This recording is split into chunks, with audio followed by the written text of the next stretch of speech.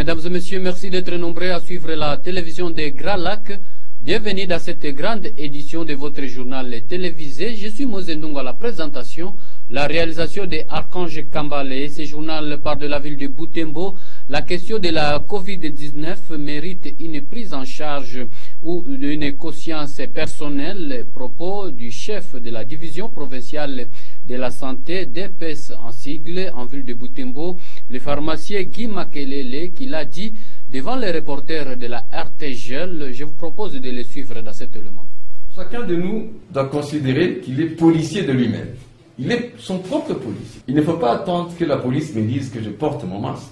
Chacun de nous devrait porter correctement son masque. Chacun de nous devrait arriver à se protéger. Parce que quand je me protège, je protège aussi le voisin, je protège aussi l'ami avec lequel je vis. Donc c'est beaucoup plus un problème de conscience. Cependant, nous tâcherons peut-être de voir l'autorité de la ville, à savoir le maire, qui nous a beaucoup appuyés dans cette lutte. Je sais qu'il est toujours à nos côtés, il essaie toujours de faire le maximum possible. Et le meilleur, il fournit le meilleur de lui-même. Pour que, au niveau de l'autorité, qu'on prenne encore des dispositions, qu'on voit qu'est-ce qui peut encore être fait. Mais dans tout ça, le meilleur policier, c'est tout un chacun, en termes de police sanitaire. En se protégeant, il va protéger l'autre. Guy Makelele, responsable de la division provinciale de la santé en ville de Butembo, et par ailleurs, ce dernier a précisé que les nouveaux cas enregistrés dans cette ville commerciale de Butembo prouvent suffisamment que la maladie est encore permanente dans cette ville, d'où il appelle la conscience ainsi que toute personne de respecter les mesures barrières afin de bouter hors d'état de nuire cette pandémie. Suivez encore une fois Guy Makelele. Vous savez déjà que la maladie est avec nous. Nous vivons avec la maladie. Parmi nous ici, on ne sait pas qui a la maladie. On ne sait pas. C'est la raison pour laquelle on dit que je me protège, je protège l'autre. Les circonstances, je pense que c'est vrai, les investigations sont en cours. On pourra peut-être arriver à déterminer le lien, mais je présume que c'est vraiment dans cette communauté, les gens ne respectaient pas les mesures barrières et probablement c'est de là qu'il y a eu la petite brèche par ce petit tunnel que la maladie est là. Mais sachant dès lors que la maladie est dans le milieu, ça devient très difficile. Que chacun se protège, il va aussi protéger l'autre. Rappelons que 3 cas ont été enregistrés la fois dernière, dont 2 dans la zone de santé de Butembo et 1 cas dans la zone de santé de Katoa. Et parlons autre chose à présent, la situation que traverse l'enfant à Butembo, Lubero ainsi qu'au Grand Nord devrait interpeller chacun à ce qui les concerne. Ces propos ne sont pas nôtres, mais sont ceux du président du Parlement d'enfants à Butembo-Lubero, Victor Musongora, qui l'a dit à notre reporter. Et je propose de suivre ce reportage de Delphine Zanzou Sindani. Merci beaucoup. Comme le président venait... Le président du Parlement d'enfants en ville de Butembo et territoire de Lubero l'a dit en marge de la commémoration de la journée internationale de l'enfant. Il énumère quelques problèmes parmi tant d'autres auxquels l'enfant est confronté. On a souligné en termes de problèmes à la prolifération des maisons de tolérance en ville de Butembo où les enfants sont exploités sexuellement. Également souligné la question des enfants en conflit avec la loi. C'est un problème aussi des enfants qui s'adhèrent au groupe armé. Ça met en péril la question aussi de l'enfant. La question des présumés enfants au niveau de la prison Kakwangura. Certainement, ce n'est pas leur place. Leur place devait être beaucoup plus dans les EG. Autant qu'on ne l'a pas, c'est aussi un problème. L'État congolais, c'est beaucoup plus appesandir son attention sur toutes ces questions. Tout en punissant toutes les personnes là qui détiennent des maisons de tolérance pour leurs bénéfices spécifiques, même pour les désavantages de l'enfant. Pour Madame Odilma Banza, chef des services genre, famille et enfants en ville de Butembo,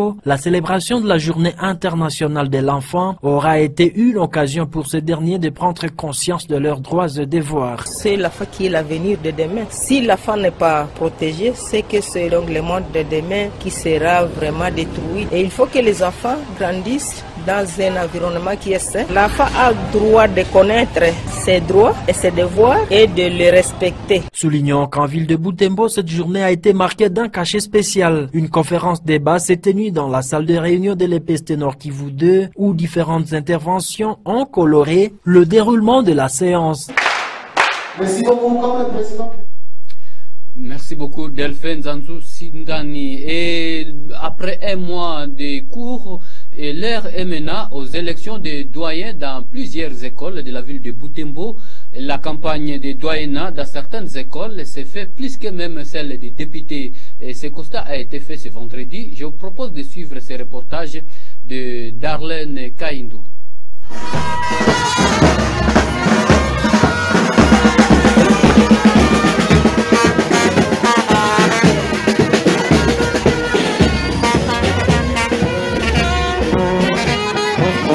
Ce constat a été fait par les reporters de la RTGL ce vendredi 20 novembre 2020. C'est le camp de l'Institut Kavaendi où la campagne a eu lieu ce vendredi et on pouvait observer plusieurs cortèges de véhicules, des protocoles, de la musique et la danse, on dirait des cérémonies de mariage. Pendant ce temps, plusieurs dépenses sont effectuées par les élèves. Un certain observateur averti se pose la question de savoir où ce dernier trouve de l'argent ainsi que le gagne après être élu doyen des élèves. Contacté à ce sujet, un ancien doyen a répondu à ces termes. Vraiment, ces activités d'abord sont des activités scolaires. Et ensuite, sont des activités qui ont une personne qui peut les représenter tous. C'est-à-dire, tout le monde doit se débrouiller avec sa campagne pour voir si demain il pourra contribuer à l'évolution et au développement de l'institut. Pour trouver de l'argent, comme un candidat il est choisi parmi tant de personnes, c'est d'abord une volonté, une vocation. Il doit avoir aussi son argent de poche. Mais pour le problème d'argent, il y a parfois des contributions et on fait des tours de salle pour essayer de récolter les faits que chacun va trouver. Et pour le problème des véhicules, il y a parfois des parents qui ont des véhicules et on négocie ou on sollicite et les autres on fait les louer. Vraiment, ce qu'on obtient, d'abord on postule en pensant qu'on devrait être un des doyens, mais les élections ont leur réalité. En fait, il n'y a pas de salaire, c'est seulement un titre qui n'a rien. On ne gagne pas, je ne dirais pas qu'on gagne de l'argent, non. Seulement un titre, voir on est doyen telle part, c'est là. Non, non. En fait, la campagne, vous voyez, l'Institut Kavaendi est une école de la vie. Et cette campagne doit être une grande concurrence. Donc les enfants visualisent qui est plus ça que l'autre. Voilà pourquoi on organise des grandes campagnes, on a des véhicules, on a des décorations, on a de la musique partout.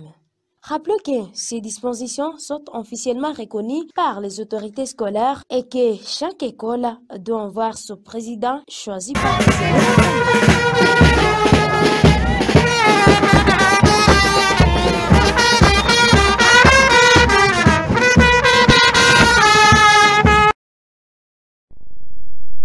Voilà, merci beaucoup Darlene Kaindo. Parlons maintenant de la religion. L'église CRS, comprenée par la Centre des réveils spirituels cathédrale Shekinah en ville de Butembo, organise une campagne d'évangélisation à partir du 23 novembre prochain. Et selon l'apôtre Baliwa, responsable de cette église, plusieurs invités, serviteurs de Dieu en provenance des autres pays seront au rendez-vous pour édifier ainsi que prêcher la parole de Dieu aux habitants de la ville de Butembo.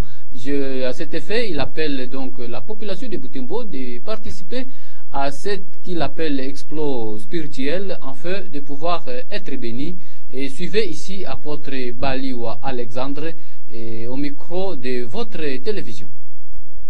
Effectivement, nous sommes dans les préparatifs de notre conférence annuelle dite Explore Réveil 2020, une grande campagne d'évangélisation pour les enfants de Dieu, et puis qui sera couplée par notre jubilé d'argent, 25 ans de mission, 25 ans d'existence de notre Église, 25 ans de travail depuis la création de notre Église. Les activités commencent lundi, le 23 novembre 2020, jusqu'au 29 novembre 2020. C'est-à-dire, dans les avant-midi, nous aurons le programme lundi, mardi, mercredi, avant-midi, avec les serviteurs de Dieu et servants de Dieu, les leaders.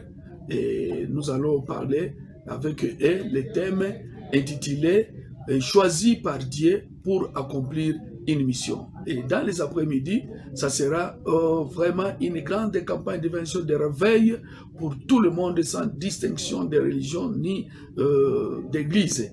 Et là, ça sera de 14h jusqu'à 17h, avec comme thème la célébration des grandes réalisations de Dieu. Dieu est en train de réaliser de grandes choses dans notre vie, dans notre famille et partout. Et nous devons aussi célébrer ce qu'il est en train de réaliser dans la vie des enfants de Dieu. Oui, pour cette célébration, nous avons des serviteurs de Dieu, d'abord de l'extérieur, qui viendront de Kampala, le pasteur Sam et le pasteur Samuel. Ils vont venir de Kampala, Sami, qui vont agrémenter ou bien bénir les enfants de Dieu. Il y a aussi un serviteur de Dieu, le couple Bokanga, John Bokanga qui viendra de Kisangani. Nous avons aussi le révérend Muganza qui viendra de Bunia, ainsi que différents serviteurs de Dieu de Butembo, comme Bishop Livingstone, il y a Bishop Jack Biega, Bishop Ezekias, il y a le révérend Romain, il y a le révérend Alain, il y a aussi le révérend David, et d'autres serviteurs de Dieu de Butembo qui vont animer et bénir le peuple de Dieu pendant ces jours-là, et ça serait une bonne chose. Or, le message, c'est l'invitation. L'invitation solennelle à tout le monde qui est en train de nous suivre, de pouvoir participer à cette grande manifestation spirituelle, parce qu'il y aura un moment fort pour la prière et la délivrance pour différents cas de maladies ou cas qui dérangent les gens. On pourra prier pour eux. Aussi, les mamans seront aussi au rendez-vous. C'est-à-dire, il y aura aussi le séminaire des femmes de distinction pour les mamans, qui sera les jeudis. Le jeudi matin de 8h30 à 10h. Et puis pour les jeunes, c'est aussi le vendredi de 8h30 jusqu'à 10h pour les jeunes, pour Christ. Voilà le grand programme. Et nous invitons tout le monde, les vieux, les mamans, les jeunes, les papas, tout le monde sans distinction. Venez nombreux et Dieu va vous bénir parce que c'est un grand moment de rendez-vous avec Christ. Apôtre Baliwa, responsable de l'église CRS, et nous rappelons que l'église CRS se trouve au quartier Vungi, juste en face du pont communément appelé Demobé. Et mesdames et messieurs, c'est par cet élément que nous mettons fin à ce journal télévisé. J'étais Moïse Ndongo à la présentation, la réalisation de Archange Kambale au nom de toute l'équipe rédactionnelle de la RTGL, Delphine Zandousindani, Gloria Sivasingana, Darlene Kaindo, Bora Ouzima Kambale. Nous vous disons merci d'avoir été de nôtre. On se retrouve dans nos prochaines éditions. Toutefois, je vous laisse suivre le journal des sports au micro de Yacine Katingé. Passez une excellente suite de temps.